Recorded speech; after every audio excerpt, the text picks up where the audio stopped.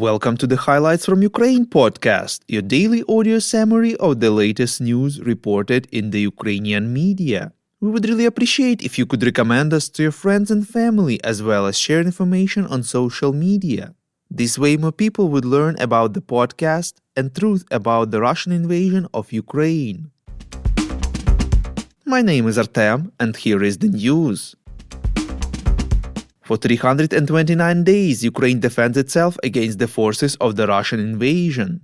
14 people have been killed, among them Interior Minister of Ukraine, his first deputy, and Interior Ministry's State Secretary, as well as one child, in the result of the crash of a helicopter in the city of Brovary, Kyiv region, reports Interfax Ukraine. 25 people have been injured, 11 of them are children. The minister and his team were on their way to one of the locations closer to the front line in the helicopter of the State Emergency Service of Ukraine but crashed over apartment buildings and kindergarten.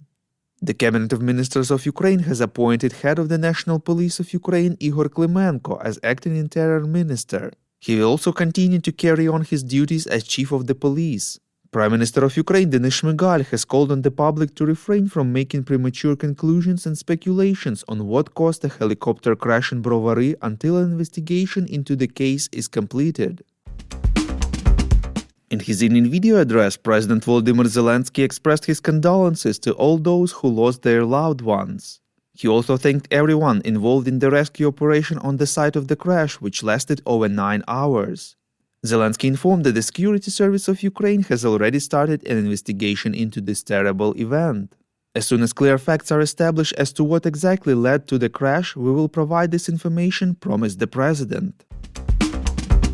Volodymyr Zelensky said that the situation at the front remains difficult, with the epicenter of the fiercest battles in Donbas. According to him, Ukraine notices a gradual increase in the number of shellings and attempts at offensive actions by the invaders. The president thanked all warriors who are holding their positions.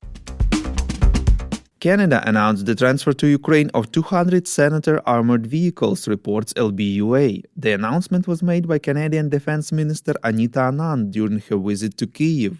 According to the minister, the assistance is estimated at more than $90 million and was allocated as part of an additional $500 million in military assistance to Ukraine announced by Prime Minister Trudeau in November 2022. Volodymyr Zelensky thanked Canada for the support and called it very timely and significant.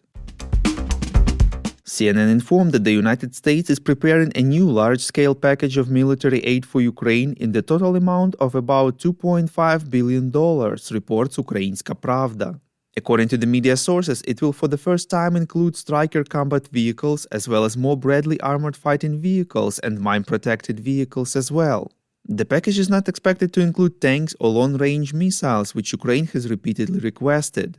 However, the US is likely to send Ukraine more munitions for artillery systems and HIMARS missile systems. According to the Politico sources, the announcement will be made this Friday during the meeting of the Defense Support Group for Ukraine in Ramstein. Earlier, the US announced plans to allocate $125 million for the restoration of Ukraine's energy system after the attacks. The funds will be used to buy electrical components and other materials that will help repair crews in Ukraine eliminate the consequences of Russian attacks on energy infrastructure. According to the German media Süddeutsche Zeitung, Chancellor Olaf Scholz has put forward a condition for supplying German-made Leopard 2 tanks to Ukraine in a phone conversation with the US President Joe Biden, reports Ukrinform. This condition is that Washington decides to send their Abrams tanks first. Lately, the pressure on Berlin from other EU countries has significantly increased, as Leopard 2 tanks are made in Germany, which means that it has to approve their re-export to Ukraine. The White House spokesperson's response was that each country should make its own decision on security assistance to Ukraine. Sweden may decide to provide Ukraine with Archer self-propelled howitzers during its government's meeting on January 19th, reports European Pravda. Earlier, the Prime Minister of Sweden promised that Ukraine would receive Archer systems, the possibility of which was discussed last year. The maximum range of these systems is 30 to 60 kilometers and the maximum rate of fire is 8 to 9 shots per minute, with a deployment time of 30 seconds. Sweden has at least 48 Archer systems in service. If you like what we do and would like to tip us, you can now do so directly to our PayPal. check out the link in the description to this episode for more details. And as usual, you can subscribe to our Patreon. In gratitude for your help, we will give you access to a series of exclusive episodes on wartime life in Ukraine. We call on you to demand from governments of your countries to impose the toughest sanctions possible on Russia and its citizens to stop their invasion of Ukraine.